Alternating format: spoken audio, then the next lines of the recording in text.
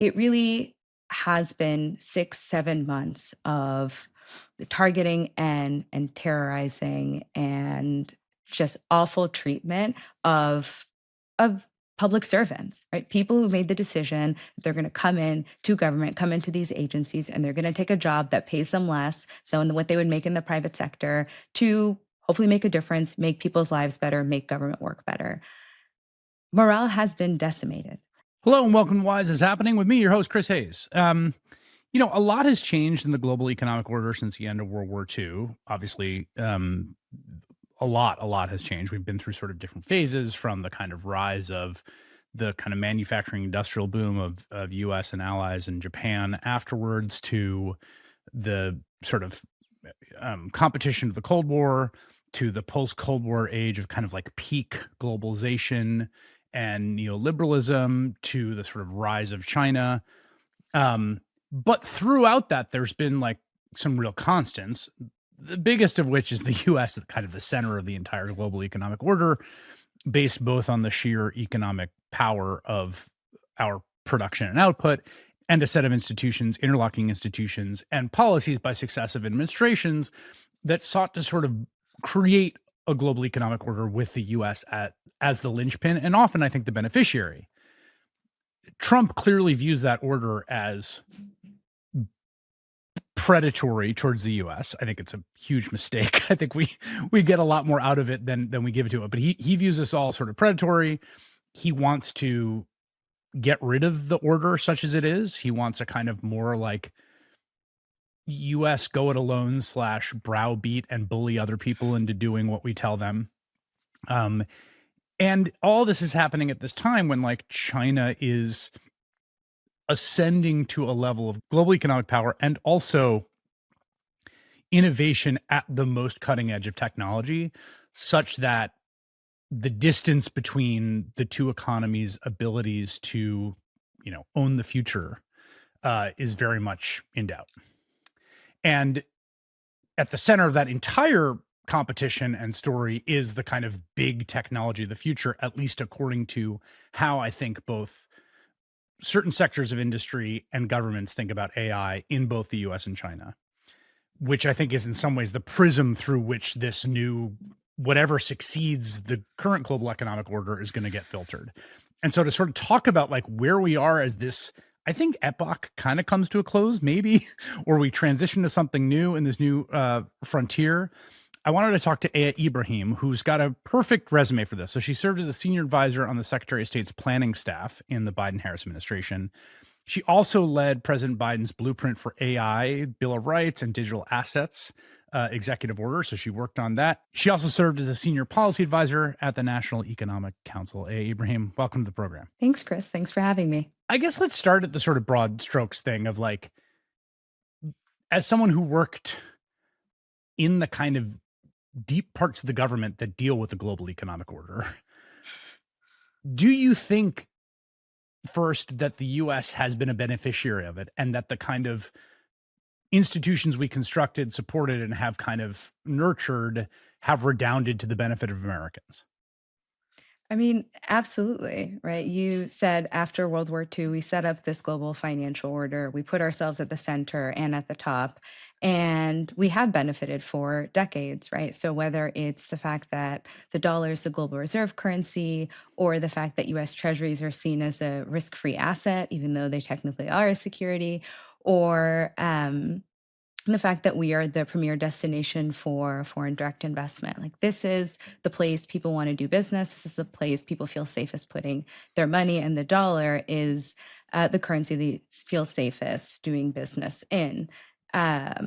We have, our comparative advantages, which have shifted a bit over the last couple decades. But at the end of the day, it really comes back to we have the most liquid and dynamic and competitive capital markets. We have the most cutting edge technology, and we have the world's best higher education system. And all three of those things are essential for what I imagine we're going to end up talking about, which is this global race to dominate in AI. So I want to stay with this just for a second, because I think part of the issue, right, is that a lot of Americans feel, and I think with some justification, that like they're not cut in on this deal, right? That that all the things that you said, which I think are true, and again, I'm kind of a, left liberal, labor liberal, social democrat about all this, but I recognize the value of these international institutions. But in the American story, and particularly both distributionally and geographically, it's like, okay, man, maybe that'll be true, but like, do the liquid capital markets help me? Does the great higher education that tons of Chinese students come to use help me? Am I like, what's in it for me, and has it helped me? And what's the response to that, do you think? Well, I would just take a step back because I don't think the issue is the capital markets discretely or the technology or the higher education. Our problem in the United States is historic inequality, right? It's the Right. distribution of these things and the difference in access. So Americans at home, look, to be totally honest, I don't think that any American is going to bed being worried about who has the most compute, who has the highest number of GPUs, us or China. That's not what people are worried about. They're worried about housing, healthcare, education, job opportunities. So, to the extent that AI is either an enabler or an obstacle to those things, that is what I think they will end up worrying about. And that's Right. But what's I'm most important. right. Totally. And I think to your point about distribution, it's like, I think these things end up tied together. I mean, I think Hmm. both at the level of elite critique and also how people experience it, which is like, this globalization didn't pan out for me. So Yeah. maybe it's better if we go it alone, even though there there's other ways that we can construct the American economy that doesn't just ditch and destroy these Yeah. institutions that would Yeah. be a fairer, more equitable society. Right. Well, the call is coming from inside the house. It is not China that has set up an unequal economic system here in the US. It isn't China that slashed our social safety net. It isn't China that it's making it prohibitively expensive to go to college or buy a house. I mean, we pursued policies of scarcity and artificial scarcity at that, and that's on us. We can't blame anyone else for that. The other thing that I would say is to the extent that people feel we have given too much or given a lot, we've also received outsized returns, right? The United States across multilateral institutions holds a veto power. So whether it's in the UN Security Council or at the IMF, we have outsized a voice at the World Bank. I mean, it has been to our benefit, and we've been able to steer international institutions in service of, our priorities. Yeah, one of the places where I think the rubber really hits the road on this, which people don't appreciate, but when you started out and talking about the US Treasury as the risk-free asset, right? Mhm. Throughout the 1990s, with the period of what was called structural adjustment, right? Where Mhm. international creditors basically could squeeze a country and say, no, sorry, you have to cut pensions, you have to raise retirement age, cut your social safety net, all this stuff because your budget needs to come in line. And your budget Mhm. needs to come in line because basically you need access to dollars fundamentally because that's the world's reserve currency and you don't have Mhm. enough of them. And Mhm. a tremendous amount of damage and misery was imposed on people after the financial crisis in the Eurozone, where the same thing happened to countries like Greece, right? They could not control their own balance sheets. Like, we never have to do that. And us never having to do that, like, there's some, deficits get too big, we have higher yields, there's some crowding out problems. But fundamentally, like, that premium we take for granted. Americans do not appreciate what it means to chart your own destiny in a way that, go talk to people from Peru to Colombia to Athens, like, about what it means to be on the wrong side of that. I mean, absolutely. And thank God that we've never dealt with a true, fiscal crisis in the way that many of our allies have, but that's because we structured the entire international Right. financial order around what works for us. And so, I don't want us to go down a road where, well, we'll leave it all. This part of it isn't working, and I'm not getting what I need at home. And it's not an either or, right? So it does not have to be this binary either we get what we need at home or we do what we need to do abroad. That is a failure of policymaking, and Hmm. it's also a failure of imagination. It is not an either or. It doesn't have to be. There's a few big things I think currently threatening this global order. Mhm. So let's start with one big one, which is Trump. Um, US policy is contemptuous at this moment of this order. And I wonder how much you think this is permanent and how much is temporary. Like how big a shock to the system is this? Both Trump's attitude towards allies and international institutions and essentially multilateral trade war that he's launched against all and sundry. Yeah. I mean, so I think it's a few things, right? So, one, the first time Trump was elected, we said, this is a one off, right? This isn't who we are. This is not what we're It about. was a We'll fluke. fix He it. lost the It popular was a vote. fluke, right? It was an anomaly, right? Second time is an indictment. And at a certain point, yes, allies are not going to want to negotiate with us or come to agreements because at any point the next administration could come in and tear it up. So there's that predictability or that reliability that is a little bit out the window. The other major part of this is that this entire system is held together by belief in some level of certainty and stability in the American financial system. So, you look at the dollar and it says full faith and credit of the United States government because it has never been in question that the US would pay its debts, right? And then in comes the Trump administration. They're playing around in the Bureau of Fiscal Services. They're questioning the validity and the volume of debt that is outstanding. And for the first time, people are wondering, is this otherwise certain thing no longer certain? And we've started to see people move capital away from treasuries, from US dollars, and they're parking them in euros, or they're buying gold, or they're buying yen. We've started to see that shift. Really, the long-term consequence of this president is he's shown that actually one person can upend a system that has held for decades. And that to me is the biggest danger over the long run. Let me play. It's not really devil's advocate, but just the sort of other side of this because I don't have strong feelings on this. But Mhm. there's a joke about like economists predicting like 7 out of the last 3 recessions, right? Like they're always predicting recession, and in a similar line, like the end of the dollar as the global reserve currency is one of these like tropes of like this is it, this is it. People are constantly predicting that the system's going to run out of gas, Mhm. and I just want like at some level, it also seems when you look at Rome, it's like it took them like 600 years to unravel. Like France has had like 6 republics. Yes, It doesn't exactly. have to Like happen at once. Yeah, the yeah. system is so big and so powerful and is interlocked so many different interests in so many different ways that it can take a lot of abuse and break in a lot of ways and kind of keep chugging along. And I just, in some ways, I'm surprised there hasn't been more freak out, right? Like we've seen a few moments when yields and spreads have gone crazy or when people Mhm. have moved against the dollar. But by and large, it's like, it's kind of been less in some ways than you Mm. would think, given how radically Trump has acted. And I wonder Mhm. how powerful you just think that like there is no other alternative at the moment. This is the system we have is as a kind of binding inertial force. I mean, that's a very good question. I guess I would question the definition of resiliency that you're applying here. Because, for example, one thing that we said throughout the Biden administration was that the United States had the best recovery, the best economic recovery Yep. of any of the G7 countries.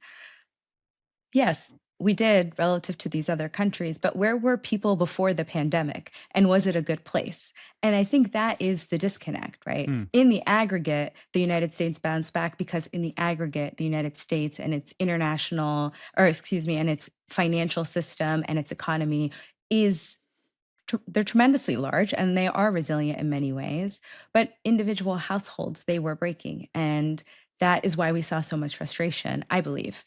People could not afford the things that they needed. They couldn't afford housing or healthcare, on and on.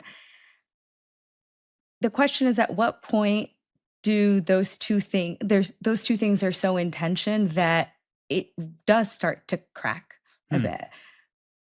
Politically, you get to a point where people are like, we don't want to engage with the rest of the world. We actually don't need to be the biggest. We don't need to be the best. Yeah. Like, I just want the things that I need here at home. And if what you're telling me is in order to sustain this system, we've got to keep going the way that we've been going, I don't want it. Give That me anything else. I think you're totally right about that. And I think that point you just made, to me, the sort of defining feature of the Biden economy was this insane disconnect between, in aggregate macroeconomic terms and comparatively, it was one of the most superbly managed recoveries from crisis that I have ever seen. And that is both the Biden administration and Congress and Powell. Inflation got very high. And honestly, some of that was probably the ARP spending, but it also Marginal, Chris, marginal. marginal. Yeah, but marginal. Like there was some marginal. Look, I don't think it was the main cause, but there was some Mhm. marginal addition. Sure. But wages at the bottom rose in real terms. Mhm. There's a million different ways in which it came back faster and better than you could have dreamed in some ways. Yeah. And yet people hated it. They freaking hated it. And we had all these debates about the vibe session, and I think really the way you square the circle is just distribution and affordability, right? Like Mhm. the aggregate numbers are really good. The necessities of life cost too much money, and people feel like they're going behind because there's a small group of people that have a lot of the wealth. It's interesting to me now, and I'm so curious as someone who worked in the Biden administration on economic policy, like it seems like the vibe sessions on shoe is on the other foot now. Because like Mhm. there's a lot of things they could brag about macroeconomically. Like again, the American macroeconomy has remained pretty remarkably stable, actually, considering all they've thrown at it with the tariff stuff and all this stuff. And yet it's the same thing. Like, look at the polling. People are like, this sucks. I don't like it. He's 22 points underwater on cost of living in the economy. Mhm. And it's kind of wild to watch the same dynamic sort of reinscribe itself. Yeah. Well, because the core contributors to that feeling of a lack of affordability are the same. Nobody's built any housing. So the thing that it's everyone's number one expense. I will say, throughout my entire time, it is the thing that I kept coming back to, which is housing. Housing, shelter costs, as you know, are a third of inflation, they're a third of CPI.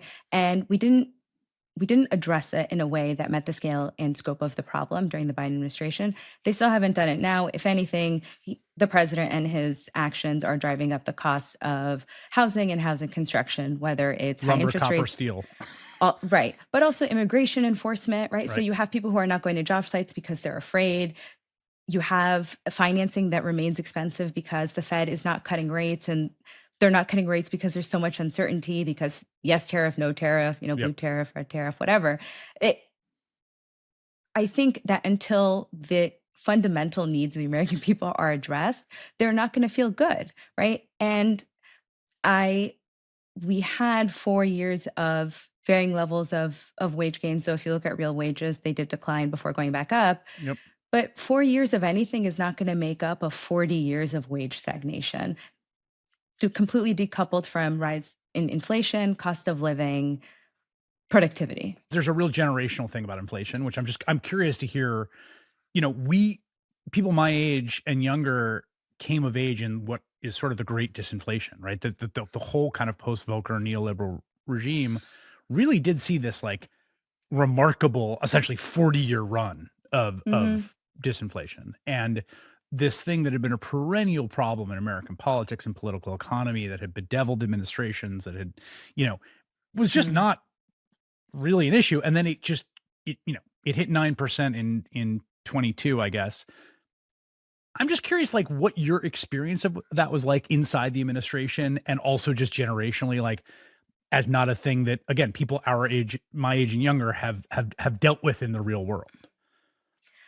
We didn't deal with that, but I feel like we've dealt with every other possible crisis known to man, right? So it's a Yes, once totally. in a lifetime public health crisis, a once in a lifetime financial crisis, except twice, right? Well, the Right. two Yeah. largest since the Great Depression. You know, I imagine that many of the more senior policymakers, like these are things that are shaping how they're thinking about responses. And people remember, I mean, I love Carter for a number of reasons, but I also understand why he was so unpopular, Yeah. right? People were miserable Yeah. um, economically. But interestingly enough, I mean, interest rates were pretty high during Reagan too, right? If you Yeah. want to talk about like vibes and vibes driving the economy. They were not great during the Reagan years, but everyone remembers the Reagan years so fondly, right? So that is another disconnect that I don't totally understand, which is another generational thing. I Yeah. mean, I can't speak to what I didn't experience myself, but for my entire life, I've just watched things cost more than people are able to afford, and it just getting worse, Yeah, that's right? interesting. So there's continuity there is what you're saying, like from a generational experience as a because to Yeah. me, there's partly that, but also like just having it was interesting to me. Obviously, I've studied a lot of economic history and stuff, but like the experience of going to get a cup of coffee and being like, "Wait, what? How much?" Or like that I never really had that. I've had it sometimes if you go to like a very fancy neighborhood or you know, Mhm, you're but that the sort of sticker shock, how much power and salience it had. mhm, I know, I've read my history. I know that's true, but it was interesting to me to experience it first person viscerally mhm. in a way that I had only read about essentially in textbooks. Right. I mean, I remember very clearly my mom who supports everything that I do, like, go be great, but doesn't really ask a ton of questions about the actual jobs. But she calls me and she's like, "Do you know how much tomato paste Mm, costs at the grocery store today?" And I was like, "No, that's generally not a thing I track." She said, "It today is 125. I used to buy 3 for a dollar." mm, And at that point, I was like, "We are in trouble," mm, because mm. if my mom is calling to ask what Her we're daughter in doing the White about House to be like, "What are you doing?" what are you doing about tomato paste specifically, it is incredibly salient because if I can't put a roof over my head, if I cannot feed my children, literally nothing else matters. Nothing else matters. Can I play a unfair game of counterfactual history with you here? I mean, is it history before I was born? No, no, no. I mean the Biden administration. Sure. You know, one of the things that's so maddening, one of the reasons that I think inflation bedevils so many, you know, elected Mhm, administrations, and this is a comparative problem across the world, is because it is hard. It is often not in the control mhm, of particularly the fiscal authority, right? I mean, right. you know, monetary policy can bring inflation down, but often at some real painful cost. Mhm,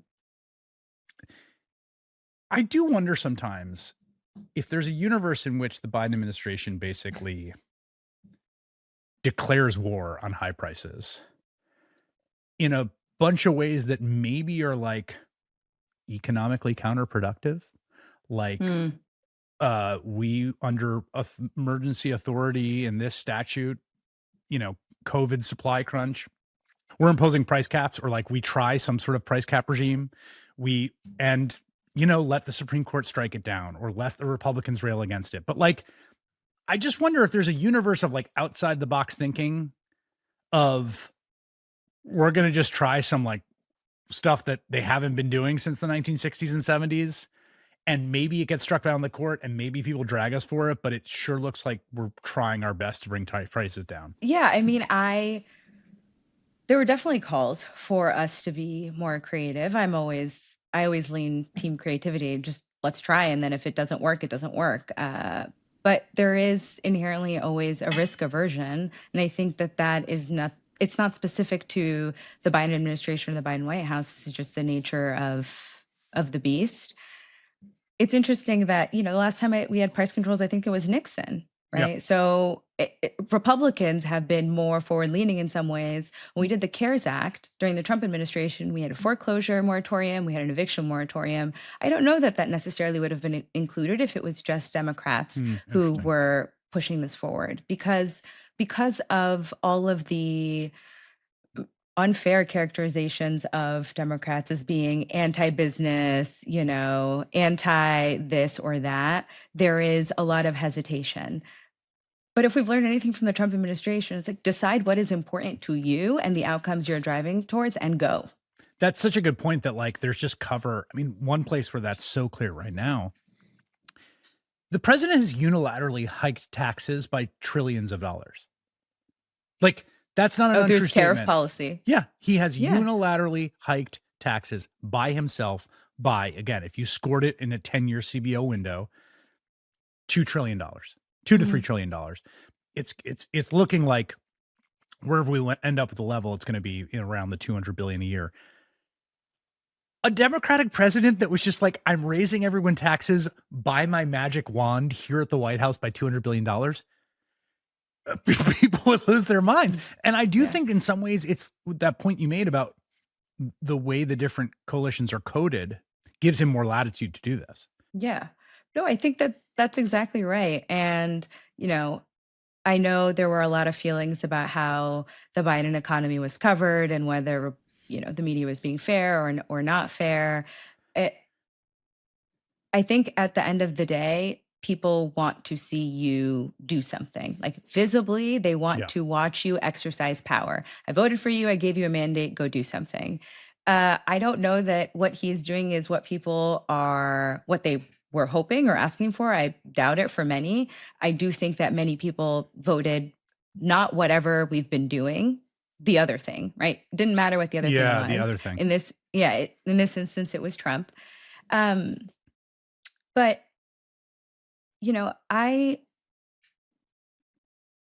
we also had tariffs during the Biden administration, right? But there were entire interagency processes to decide what makes the most sense, and we made them narrow, and we made them targeted, and we had all these justifications.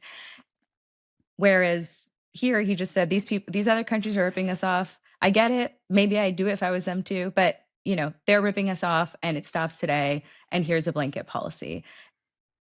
Some of it is he and his advisors maybe not feeling like they have to answer to the American people, which is a whole other can of worms and a huge, huge problem.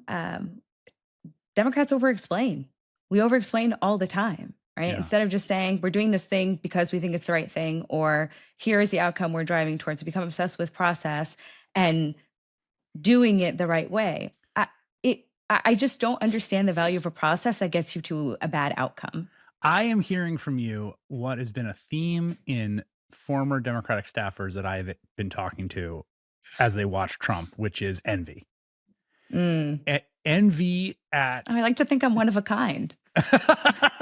Well, you're articulating it better maybe than most, but I do think it's actually a common feeling of, and I've talked to different people. I talked to people that like worked in the digital sphere. I talked to people who worked in foreign policy. I've talked to people who worked in treasury, where it's like, oh man, if we could have just been like, we're doing this, screw it.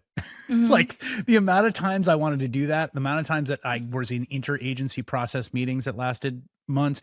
And again, part of this is process exists for a reason. And you see that all the time because actually it does matter. And second of all, the courts are giving them tons of latitude that a Democratic president wouldn't get. So you saw on the student loan stuff, it's not like it's the door swings both ways. It doesn't. But all that said, it does seem to me there's a process obsessed, risk aversion culture to Democratic policymaking that is kind of an issue. What do you think? Yes. Yeah. And part of the challenge is many of the same folks over and over again. And so the risk aversion, if this is the thing you want to keep doing, you may not be as inclined to put yourself out there or push for a policy that may not work or may get struck down. And so we're negotiating with ourselves before we even get anything out the door. It's frustrating. I mean, it's frustrating across the board, but it's frustrating particularly in a moment of crisis, right? So we did the American Rescue Plan, and I mean, the largest expansion of the social safety net in 50 years. We had the child care stabilization fund in there. We had rental assistance. We had support for homeowners, for small business owners. I mean, it had everything in it, and we showed that government can deliver. And then we turned around and stopped, right? One example, right? I worked on the emergency rental assistance program, like the implementation.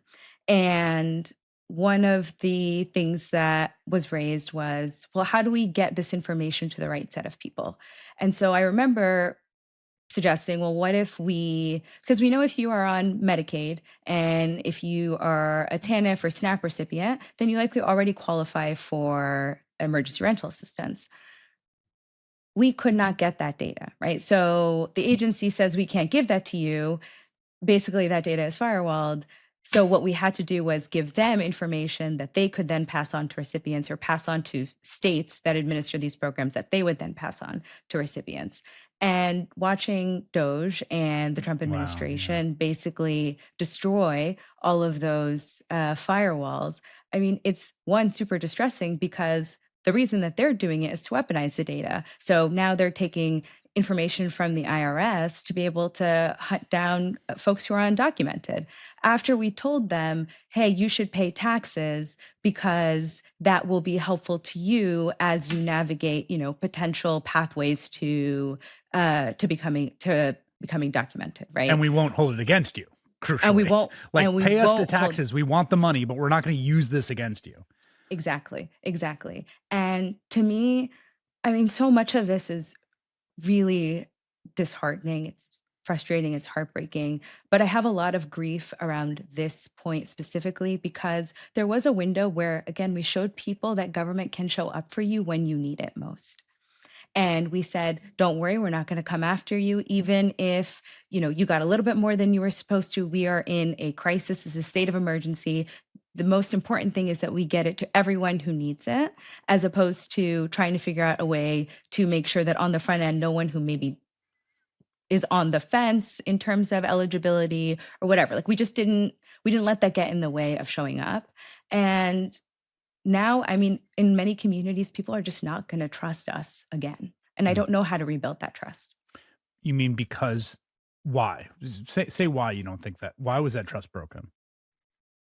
I think that trust was broken because in this, in the instance of data sharing, we told people who are undocumented, we're not going to hold this against you, but the data exists, right? So to the extent that the government is collecting data anywhere, Oh, I see what and you're there are saying. communities that inherently are suspicious of the government, but we said it's okay, like we're doing Yeah. this so we can help you. And now this administration very clearly has said, well, we're going to use this to hurt you. What you're saying is so important because it precisely captures the problem that presents itself in so many different areas, which is this. You guys want to go access this data for good reasons that would cut through the bureaucracy and get people the help they need. And there's bureaucracy and red tape that stops you from doing that. In some cases, it might even be like statutes, right? Or lawyers who read the statute a certain way that means you can't get the data. Mm-hmm. Then the Trump people come in and they're like, knock down all those walls to use it for really malicious ends. Mm-hmm. And in that moment, you're like, oh, right, that's why those walls are there. Right. But it's like, it's sort of the worst of both worlds. This is what I sort of feel about all this stuff, is that like somehow this stuff stopped a lot of people from doing good things, but managed not to stop bad people from doing bad things. So it's like, how do we end up with, like, you wanted at the very least to do both, right? If it's like, if there's some bureaucratic impediment, if there's a roadblock, if there's red tape, it's like, it can be a real pain, but at least it's there. The fire code stops people from building buildings that are going to like go up in flames. And it can be a real pain in the ass when you're going through renovation to like dot every I and cross every T. But at least in like New York City, you actually have some confidence, like, this is pretty serious. This is enforced pretty much across the board. And like, it actually means in the aggregate, people are not going to build buildings that fall down or light on fire. But to have it be that like you have the bureaucratic red tape, and then the second the worst possible person to wield power is in power, they can run roughshod over it, is a really difficult thing to swallow. Yeah, it sucks. Like, I mean, some of it is the self-policing that we do, right? Because out of respect for norms, we want to be the adult in the room and on and on. Some of it is that the courts will treat what we do differently than they would a different administration. It's a huge part of it. And again, but to be clear on that, just 1 second, like, dozens of district court judges have been like, you can't do this. I mean, particularly with data. The only reason that they've sort of been able to wriggle out a lot of this is the Supreme Court's like, you can do whatever you want. But I mean, they have been stopped by the lower courts all across the board on a million things they're trying to do. Right. But has it actually stopped them? Right. Yeah. And it may have stopped some action, but the overall trajectory, the momentum is still forward. And what of all of the things that we're not hearing about? So the terrible things that are coming up in court cases or are being reported on, I mean, it's very likely just the tip of the iceberg because the government is very large, right? And it is thousands of people making a series of decisions every day that sometimes ladder up to one big decision, but sometimes just remain dozens of decisions made every day. There is no oversight of that decision making at that level. And I'm not saying there necessarily shouldn't be policing everyone working in Right. the government at every level, but also say is there's a lot of damage and hollowing out of capacity and administrative ability that's happening every day that we are not privy to and we won't know until a change in administration. The flip side of what you're saying is that if we build something, right? If you build an ICE or you build up an ICE, you build a deportation machine, you build a CBP1 app, whatever it might be, anything that you build, the next administration can wield in whatever way they want. So you can't, it feels that you almost can't do policy with the assumption that you will have responsible actors Yeah. regardless of administration. I mean, that to the extent that was a norm or an expectation, I feel that has been shattered. And if it hasn't yet, then I don't really know it will. So one of the biggest, I mean, the biggest threat right now, or the biggest kind of variable, right, in, possibly altering or destroying the kind of existing global economic order here in the US is US policymaking under Donald Trump and what it's doing in the short term, what it's doing in the long term, what it even portends for like the possibility of trust in the full faith and credit or us as reliable partners and all this stuff. So that's one Mhm, huge part of it. mhm, The other predates Trump, which is just the rise of China as possible alternate global hegemon, largest economy in the world. And again, that's one of those things that has been predicted hundreds of times in my life. And before mhm, it was China, it was Japan back in the mhm. 1980s. You can go rent the Rising Sun movie based on the Michael Crichton uh, book, Gen which Xers want everyone to know all of their cultural references. It's every crazy. generation wants that, to be fair. But No, yes, no, we no, do. no. There's something very specific about Gen X. This is you getting You back at got me for me nobody saying you're young. understands us. Nobody gets us. That's probably true, actually. See what I Anyway, mean? it's a weird movie, but point Mm, being that like there was a huge period of time where it's like the Japanese are going to supplant America and they're making all mm, these cars and they bought Rockefeller Center and and then it was like no, that was mm, completely a wrong prediction. mhm, And then there's some people that think the China hype is the same thing, and then there's others who are like, mhm, no, this is going to be China century. Um, mm. and I'm curious where you come down on that and how much that was a conversation inside policymaking and in the Biden administration from NEC and state and stuff like that. Oh, it's difficult to predict with any certainty one way or the other. I mean, the American economy and the United States as a country is just it is so unique, right? The natural resources that we have, we have 330 million people remains the number one destination for the world's talents, the hardest workers, the best and brightest. It, it is hard to imagine it being fully displaced. And even though, we're not this manufacturing superpower in the way we might have been decades ago, the pivot into services, well, we dominate that. We dominate software, we dominate technology. And so there's just been a rejiggering of a composition of our economic Mhm. strength. And that's all well and good, right? Like the kids don't yearn for the mines. I don't want to go work in a factory. And we have transitioned to doing what we're best at doing. China similarly has found the things that they are very good at doing and doing at scale, right? I think the question is not China or the US like completely, right? Either one or the other. I think it's across a number of sectors, a number of issues, right? One may dominate in solar panels, for example. It's just the exercise to me seems one where we need to figure out okay, what are the arenas or the technologies or the services that we want to remain dominant in, right? What are the things that the United States needs to remain number one in? And what are some things where, maybe that's not the fight that we need to fight? Hmm. And I think solar panels is a good example of that. If we cannot produce solar panels at the same price point that they can, but we have these, I mean, at least the Biden administration and those who believe in climate change have these climate goals and at zero by 2050, we're going to need a lot of people to have a lot of solar panels and we're not going to be the ones making them. So is that the fight that we want to fight?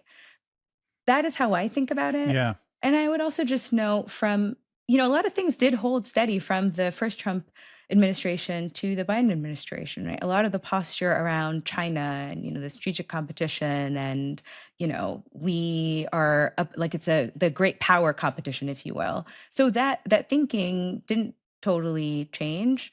And it doesn't, I don't know what direction he's going to take it in now, right? Maybe they do a deal, maybe they don't. It's just so, Yeah. I don't It's even know that it is worth trying to predict. no, I mean, I think that's impossible. But I mean, the point about, there is a tendency, I think, in the journalism on this to sort of reduce it to like the Olympics and like we're gonna win more medals or they're gonna win more Yeah, medals. like absolutes. Yeah. It's like that's not the way things work, and also not the way that necessarily global trade works. Like to your point about solar Mhm. panels, it's like one country's income is another country's price and vice versa. And like they can make things cheaper, which means maybe we don't have solar manufacturing as our thing, but also means maybe we have a lot more cheap solar. Like what, how does that net out? It does seem to me though that the place where this does come to a head is on AI, Mm. right? Because I was talking to someone, a very smart person who's working on some stuff on AI, who said, and he's not the only person to say this, but it struck me. He's like, imagine the nuclear arms race, but it was just a bunch of private companies. Like, Yeah. and how insane that would be. That like everyone's just like, well, we're trying to build our bomb. We're trying to build our bomb. Yeah, there's a few startups over in these other countries. They're trying to build their bomb. And I was like, can I sell you on some enriched uranium? Yeah, You interested? exactly. Like, yeah. And that metaphor has really stuck with me when you think Mhm. about like the power of what's happening here. And I'm curious, like you were on this AI task force, I guess, or council. I don't know, one of those sort of official government bodies. How are you guys in the Biden administration thinking about AI in terms of strategic competition, in terms of safety, and in terms of regulation? Mm. So I'd say, as is true in any administration, there's like many schools of thought. So I worked on the blueprint for an AI Bill of Rights, and it centered on 5 things that should hold true regardless of the AI or automated system. The system should be safe and effective. There should be data privacy. You should have protections against algorithmic bias and discrimination. You should know when an AI system is being used and making a decision for you, and there should always be a human fallback. And that was a perspective on AI and automated systems that centered people, right? And the ways in which technology interacts with people.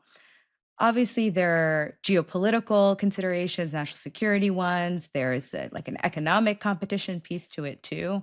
But the first thing out the gate from the Biden administration on this was a document that said, here's how we protect people. And here is how government can think about protecting people. I would say on which I think is an apt way of looking at it, that comparison to the nuclear arms race. I don't think that it is specific to AI, right? We have this larger problem where we have companies that are so big, right, that they tell government what to do as opposed to the other way around, right? What the OpenAIs et al. Are doing, it's not a new playbook, right? We saw the Googles and Facebook 10, 15 years ago basically say the same thing. Like, we're American champions. You have to let us do all these things. We have to win the race with China, on and on and on. If it's not us, it's them.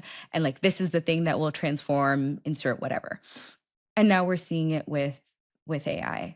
And my concern is that if it is as dangerous, right, as a nuclear weapon or any weapon, why are we rushing to sell it to whoever's willing to buy? Do That you to me think feels inconsistent. do you think it's that dangerous? Do you think it's a fair metaphor? I think you can do a lot of both good and a lot of bad with models that are much simpler and much smaller, right? And those will become increasingly available to people. We're not regulating at that scale because we're so taken by the largest models and the largest players Huh. and the most cutting edge chips. And you know, we're seeing what people can do with commercial drones. Like, it doesn't actually take Yeah. the most sophisticated version of a technology for you to do harm if your goal is to do harm. I think given the fact that the United States and China are, I mean, the United States continues to lead and has a leading edge. If we're going to use the nuclear weapon model or example analog, the USSR and the United States came together at the point when they were both the biggest powers in this space and said, okay, here are going to be the rules of the world for everybody else. Yes, exactly. So if there was a moment to do it, it would be right now. But if you do that, then there's a lot less money to be made because then it is controlled and regulated in a way that the those who have the most to gain from its proliferation don't want to see. Yeah, and one of the things I think that's so key to understanding that sort of now I think instantly iconic image of all the tech CEOs at Trump's inauguration is that this is what it's all about. I mean, Mhm.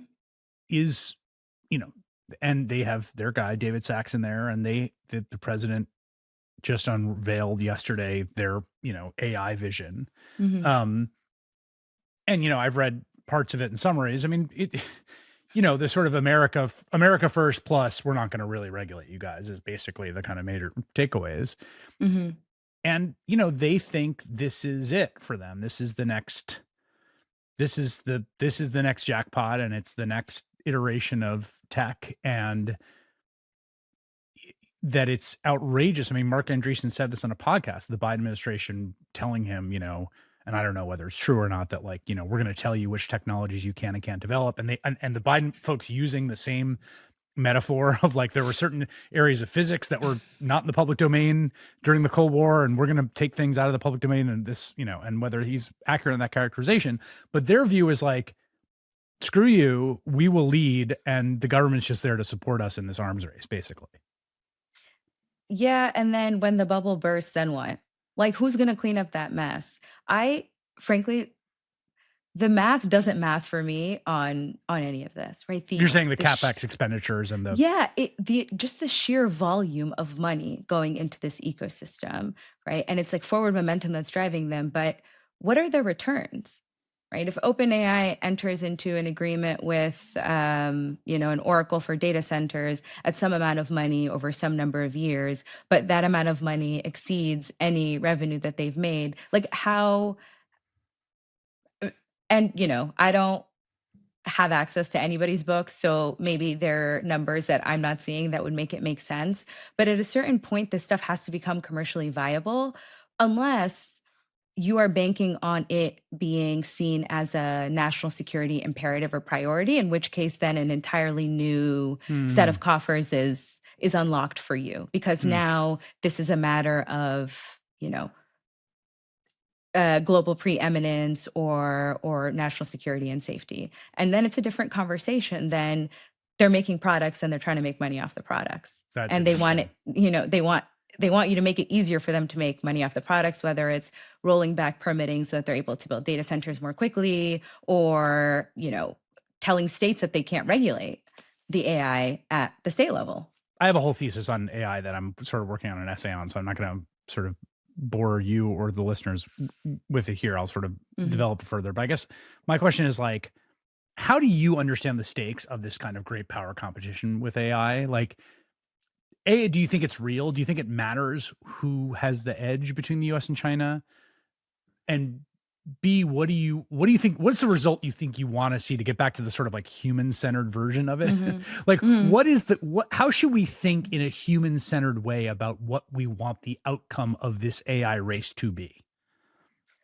Well, it's like, what do we want this technology to do? Right? We want to have the biggest and the most advanced version of it. But to what end? Like, what do we want it to do? Is it just a thing that we want to have to have? Or do we have very clear goals or outcomes that we're driving towards that require this technology? So that's on the one end.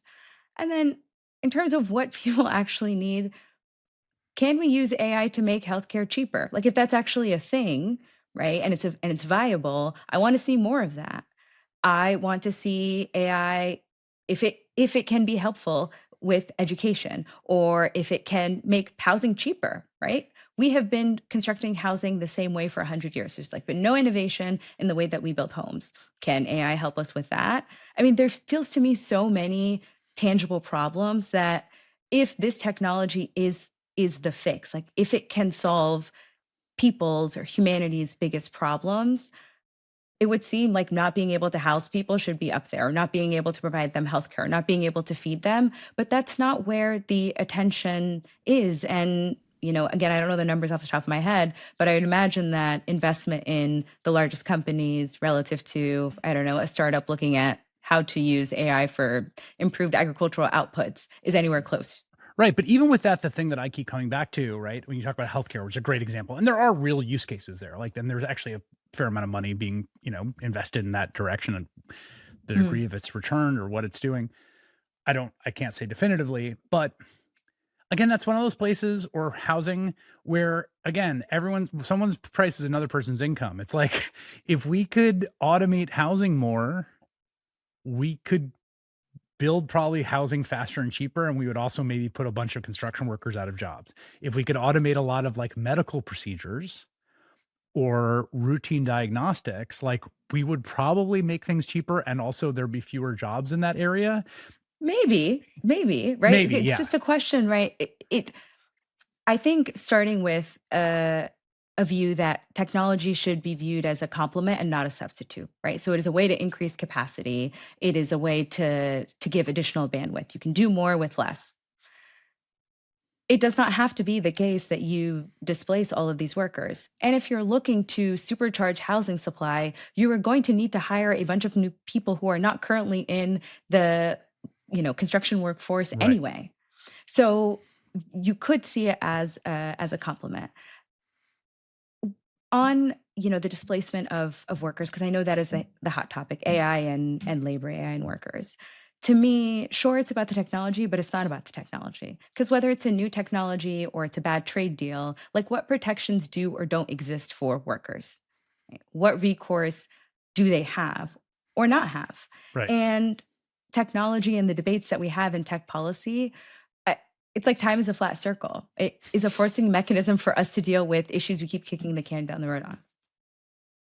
Do you have some list in your head or some way you think about, okay, like, I think about this a lot, and my list is so short because I feel so at a loss. So if you feel that way too, I'm in the same place. But Mm. like, trying to think of like, okay, if we get to the other side of this catastrophe, this national catastrophe that is what is happening in the country right now, and we have people that I think are good faith and who share my values back in power. Here's what I want to see happen, or here's what has to happen to fix the system or shore it up or reform it in such a way that we're not back here again. Like, as someone who worked, inside the National Economic Council and state, and like has been inside of an administration, do you think about that these days? And do you have a list? Is there like some, like, we have to make sure we do this if we get back in? So in terms of policy, it's two things at the top of my list, which is housing and childcare, right? Some of this is, to the extent that people have what they need, then there is more capacity on their end to do the kind of civic engagement and advocacy that we want to have in a healthy democracy, and would push us to, move on other issues that are important and relevant and give us the political capital or urgency to do so. So there's that. In terms of, government as a structure or organization, I mean, I think that there are big questions that we should be thinking about. So, on the topic of economic security, for example, there are a bunch of functions that are spread across multiple agencies. Japan set up a ministry, or they set up a bureau just for economic security within their ministry, I think, for like econ, trade, and maybe investment. METI.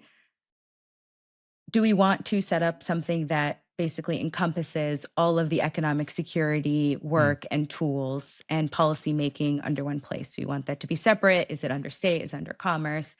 I think they're like basic government design questions.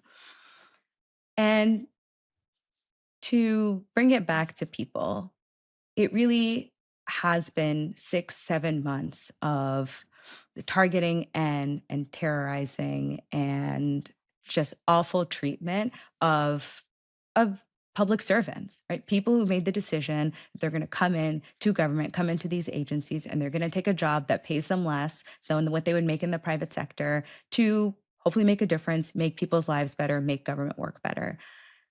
Morale has been decimated. And so, whatever it is that we do when we come back, it cannot be put everything back where it was. We tried that before and it doesn't work. And there's a lot of work to be done to restore trust and faith, not just with the American people, but with those who were serving in government. Because how do you convince people to come back in when the thing that you were supposed to have, given all of the trade-offs on pay and work-life balance, is you would have some safety, some stability, some security, and that has been ripped away. So there's going to be a rebuilding of the workforce piece too, like organizational restructuring, all of that. Um, but above all else, I want us to be super creative and super bold, right? If we were going to think about these agencies and build one today, what would that look like? I don't think that we need to be constrained by how things have been. We've done that for too long and it doesn't work, and clearly these people aren't. A. Ibrahim served as a senior advisor on the Secretary of State's policy planning staff in the Biden-Harris administration. Also was a former senior policy advisor at the National Economic Council and led President Biden's blueprint for an AI Bill of Rights and Digital Assets Executive Order. That was great, Aya. Thank you so much. Yeah, thank you.